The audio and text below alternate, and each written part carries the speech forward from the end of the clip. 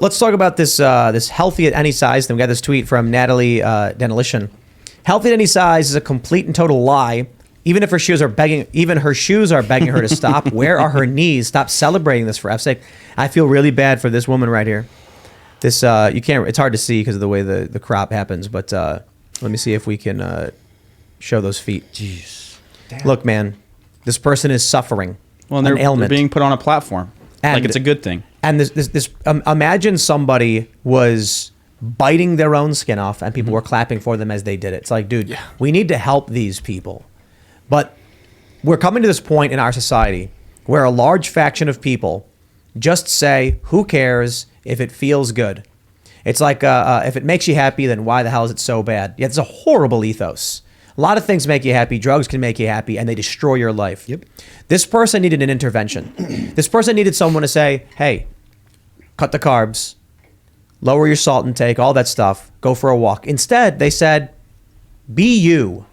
Strap these shoes to your feet and bind them, and then we'll put you on a magazine ad. This person's going to die young. Yeah. I looked up the definition of fatphobia on Boston Medical. It's absolutely amazing. They're like, fatphobia is deeply ingrained in systemic racism, white supremacy, and misogyny. The typical buzzwords. Buzzword. It's all garbage and lies. That is all just absolute horse I have to wonder, crap. though, man. I have to wonder if there really is a depopulation agenda, then we win in the end. Like the intention of the people who want there to be less people is that these people die instead of helping them. Because if it's true, and these powerful elites are like, there's too many people, well, here's one way to get rid of them. I am a human being. I am not a monster. I will never, ever approve of that. But I mean, even the depopulation agenda that targets, people like this that are morbidly obese, it's not like it just targets them and we're going to necessarily win in the end, is because we're still intaking the seed oils. We're still intaking the bugs at this point. We're going to intake every single aspect of the depopulation agenda. So it's making us more unhealthy as we go, too. Yeah, Tim, there is a depopulation agenda, and we're not going to be the winners of it. There's a lot of these individuals that are literally and figuratively weighing down not only our health system, but our entire society. And when we look at the production, but when we look at, especially with how the population is going to crash, how it's already crashing, how fertility rates are going down, birth rates are going down dramatically, this is going to have a significant impact on society that's going to be very devastating, since there's going to be a lot of older people, not a lot of younger people. And that's going to create a lot of economic and social chaos that's going to be very difficult to navigate. This is what I'm saying. This morbidly obese woman will die young. Cancer, heart attack, something. This morbid obesity is bad for you. Heart disease. When these people who are given the choice, they are told outright, you can be happy eating whatever garbage you want. There are other people who are like, nah, I'm going to take the personal responsibility and improve my health. Mm-hmm. The people who choose the personal responsibility, I lost 30 pounds, are going to live a lot longer. I want to ask you a question. When you lost that 30 pounds, did you feel better in your body, right? Man, like within a week of cutting out sugar, it felt like I had lightning surging through me. When I've fluctuated weight before, and my heaviest was 177, right? And that was when I was puffy, and I'd been eating a lot to put on weight to get muscle and stuff. And then over the course of like 6 months after, I cut down and I dropped like 10 pounds. Dropping 10 pounds of fat, I felt like I had a brand new body. And it was and I wasn't particularly heavy. It's like, I'm not a huge guy, but 175 was too heavy for me. Dropping 10 pounds, I felt great. I can't even imagine what it's like for someone that loses 50, 60 pounds. It's like you get a whole new body. A new skin suit. It wasn't even about losing the weight. It was just cutting out the sugars, and all of a sudden, everything was improving. Yeah. My blood pressure was really high. It dropped really quickly. It's just crazy. And so these are the choices you can make. My point ultimately is, no one is forcing this person to stuff food into their mouths, right? And so, what is this? What? Oh, no, I'm just trying to. Nobody's forcing people to live unhealthy lives, not to exercise, and to endanger their lives. The end result mathematically is quite simple.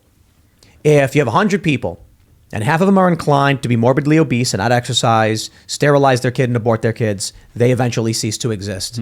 If the other half is saying we're going to have as many kids as possible, we're going to believe in family, we're going to exercise, be healthy, and be responsible, they flourish. Yeah. The end result is obvious. Yeah, but the problem is when a sect of humanity is dying off because it's irrelevant or not functionable, it will take other things down with it. It's like a flailing, drowning person. So you might think once this ballast is cast off, society will be better, but it's really about how, like, if people are, we'll see like mass money printing to pay for social programs for people that are severely obese in their 70s and 80s, mass injections of pharmaceuticals. Most people don't live that long, and you're absolutely right. There's going to be a massive burden on the system, especially in the healthcare industry. Sorry, go ahead. Well, you're just cementing my point. It could be very, very destructive for people like this to be let to go, which is why it's important that we call it out when we see it, because it's an addiction. I think a lot of these people are obese because of sugar addiction or high fructose corn syrup or aspartame addiction or all of the above, combining some new unknown problem that we're finally seeing, with video and television obesity. Yeah. I think it's phthalates, PCBs. So we have glass bottled water here at Timcast in a variety of fashions. We have the stuff that we order. We do have plastic water bottles because some people don't care. But in the studio, we do our own filtered water. We put in glass water bottles. It's the little things, man. I have a feeling that in the future, they're going to start talking about plastics and in food the same way we talk about asbestos. Yeah. Oh yeah, absolutely. Well, they already kind of do with. I mean, there's already concerns about microplastics and stuff like that. Exactly. It's being found in people's blood, in people's lungs. Yeah. And that's one aspect of it. But also, a lot of the food is also being genetically engineered to hit the pleasure centers of your brain, but actually have no nutritional value for you. And this is why a lot of people are talking about organ meat. This is why I've been talking about organ meat specifically, because they do have a lot nutritional dense food that is actually good for you compared to all the other fluff and nonsense that is filled with soy and corn. They want you to believe that red meat is what's going to lead to which is to heart absolutely attacks, crazy. Or essentially. that salt is bad, or that fat is bad. When in reality, what are they promoting? They're promoting high fructose corn Bugs. syrup and seed oils, which are absolutely inflammatory. Your system doesn't know how to handle, and your system's absolutely hijacked by Bill Gates, who wants you to have moobs, and individuals that are gamifying this entire food industry, and also at the same time believe that there's too many people in this world. That should leave a lot of people questioning what's going on here, as he's now vaccinating animals and changing their genetics in order to help the population. Where did the seed oil thing come from? This is like a new fad that's been taken off. Well, the seed oils have been introduced in the early 1900s, specifically by Crisco, and ever since Crisco and other seed oils, heavily processed inflammatory oils were introduced into exactly. Essentially, it is exactly like engine oil. Ever since it was introduced, we have seen a skyrocketing of obesity, skyrocketing of heart disease. It used to be rare that people were obese. It used to be rare that the people used to get heart attacks. But ever since the introduction of seed oils, there has been a correlation with this specific uptick of people being extremely unhealthy and dealing with these larger health ailments, health problems that, of course, now almost more and more people have every single day than they ever had before. What do you think about using the government to break up monopolies? Well, dig this, like the sugar industry has commercials where they sell sugar to kids. They used to have tobacco commercials where they would sell cigarettes to kids or young adults. The government had to say you can't do that anymore because it's an addictive substance. And hold on, Luke. The Libertarian Party had a guy on stage talk about selling heroin to kids. So do you think we should also lower the U.S. government already does that with big pharma? 1, 2. You look at the sugar industry; they bought off a lot of the scientists and regulators, and they made a big war on fat. Now everything's fat free, and everything's filled with high fructose corn syrup. Yep. Gee, I wonder what would lead to less harm: some crackhead selling crack to a small child, or the government what it's doing right now. Let's put those. I got a better one for you, Luke. The food pyramid. Yeah. The government introduced super healthy. So I was looking at this story about. There's a picture showing a bunch of people in the 60s, and they're all like basically ripped. Mm-hmm. Yeah. Like not ripped, but they're all fit. Just naturally. And then it's like, what happened? And there's a chart showing rise in obesity rates around the late 70s, and around the same time, the introduction of the food pyramid. Aspartame saying like the food pyramid basically says, eat a ton of bread, eat a ton of grains. I cut those things out, and I've never felt better. I'll say it right now, and I'll be brave. I would rather have a crackhead sell crack to a baby than the food pyramid as it is right now, because that would lead to less harm. Skinny, right? That would help more people at the end of the day. I'm willing to take that official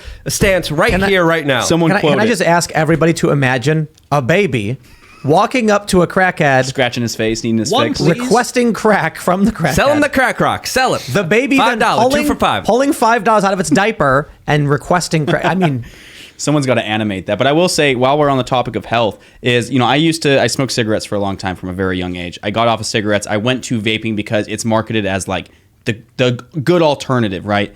I would argue that vaping is honestly worse for you. It's wet vapor. You're coating your lungs in wet vapor, and it's not nicotine that you're really being addicted to. Like when I quit vaping, it was the worst thing that I probably have ever, the worst vice I've ever gotten off of is you're literally vaping seed oil, soybean oil. I mean, the most highly addictive things that you're already consuming on a regular basis in your diets. And you're doing that in your lungs consistently over and over and over again. I mean, so I'm going to use this platform to advocate and say, if you're vaping in the audience, it's going to catch a lot of flack. I already know. Just quit. The first 4 days, if you can make it past the first 4 days, you won. Just get it out of your system. I don't even know what the point of vaping is. It's called douche fluting for the record. Everyone needs to understand that. And there's things you should look at. Exactly, popcorn lung. Vitamin E acetate. That was in the dab carts for a long time. And that's when Trump, I believe, he signed the executive order upping the smoking age from 18 to 21 is because of the vitamin E acetate. Wow. They were making carts at home and then selling it to children, and people were just popping up a popcorn lung all of a sudden. What's popcorn lung? Crack or ingesting seed oils? Popcorn lung.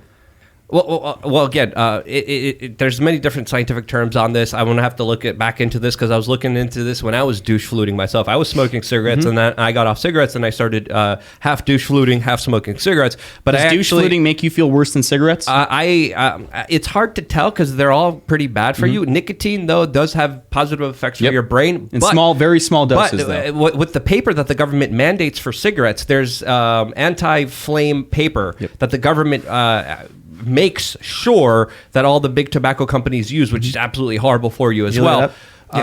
Well, in the vape, you're vaping metal particles over and over again. I just want to recommend for people, there's a great book, The Easy Way to Quit Smoking. I tried everything to quit smoking, nothing worked, but I read that book and it actually helped me. Cold showers. Stopped it. And I stopped cold turkey, and it was very easy. The Easy Way to Quit Smoking. What's popcorn? Yeah, there was a 2 years ago, there was a bit of, maybe 3 years ago at this point, it came out that vitamin E acetate was in the nicotine vapes and causing what they call popcorn lung, also known as bronchiolitis obliterans or obliterative bronchiolitis.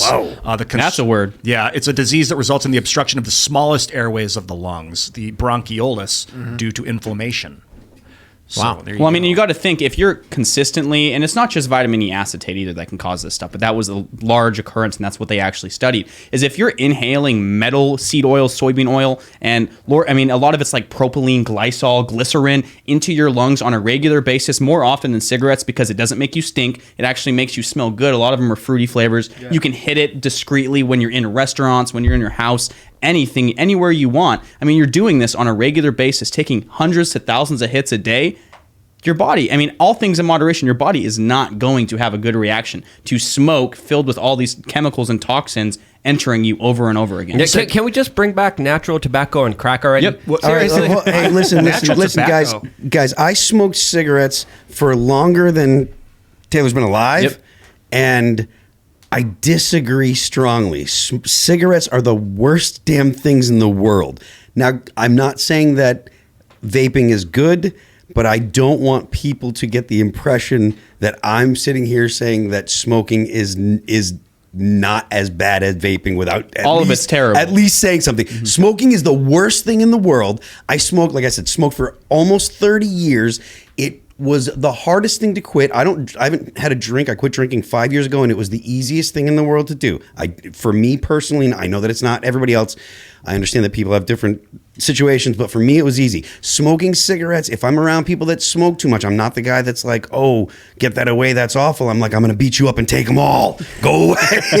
Because nicotine is such a massive. You're smoking the fillers, the arsenic, all of the nasty things that they put in those papers and to fill the tobacco that the government as well. puts in, and it was one of the hardest things to quit. One of the hardest things that I had to do in my life. You're angry, you want to just strangle somebody. And a lot of it is psychological. A lot of this is in your head. A lot of this is subconscious because of all the propaganda everywhere that you don't realize. But again, reading that book changed my life, made me quit. I don't want to smoke. People are smoking around me. I'm like, I don't even care anymore. If you haven't read that book, The Easy Way to Quit Smoking, I can't recommend it enough. What's the easy way? You like You read the book, and in the book it tells you, hey, you could smoke as you're reading this, and then it breaks down all the propaganda to why you're smoking. It breaks down all the bullcrap. It breaks down all the marketing and all the lies that you convince yourself that makes you want to smoke, and then you kind of unwind the propaganda in your head as you're reading this book as you're smoking, and at the end of the book you're like, I just don't want to smoke. The easiest thing for me to quit was, I remember I went on a hike,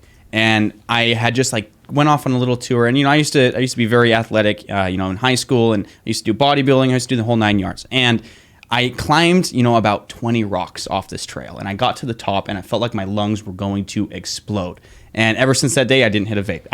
It was like almost a switch being flipped into my head. It was like, okay, I can actually see that it's affecting me now. And it was very, very hard. I mean, the first week I literally wanted to kill somebody. I mean, the anger is incredible. I found that too with cutting addiction is with a purpose. Like I had gained weight when I was 23, 24. I was eating a lot of McDonald's for lunch and drinking a lot of Pepsi or Coke or whatever. And I gained like 20 pounds. For the first time in my life, I was 160. And I was like, man, I look fat. I can't be an actor if I'm fat. I can't. So I have to not be fat. I have a goal. If you have a reason, it makes things a lot easier. Did you ever roll your own cigarettes? Or Not, like just buy tobacco, no, I like did. just pure tobacco? Yep, I I like did. those. I mean, I understand the addictive nature, and obviously the carcinogens involved with burning anything and inhaling it. But like without the filters, which I've heard have asbestos, they don't have asbestos. They have used to. fiberglass. In the 50s, they had- had cigarettes that had asbestos in the filters. So imagine Yeah. what they don't know how bad is for you now and that stuff. They have fiberglass in there to cut up the inside of your lungs so Rat it gets in the poison. bloodstream faster. The fiberglass, was that the crack ones or whatever? I do think it was like the Camel Crushes, things Yeah. like that. So it adds flavor to it. But in reality, you're just sucking down glass. And it gets you higher faster and more addicted quicker because it's getting into your bloodstream faster. Thanks for watching this clip from the Timcast IRL podcast. Hang out with us live Monday through Friday at 8 p.m. and become a member over at timcast.com for uncensored, members-only shows exclusive. Thanks for hanging out, and we'll see you all next time.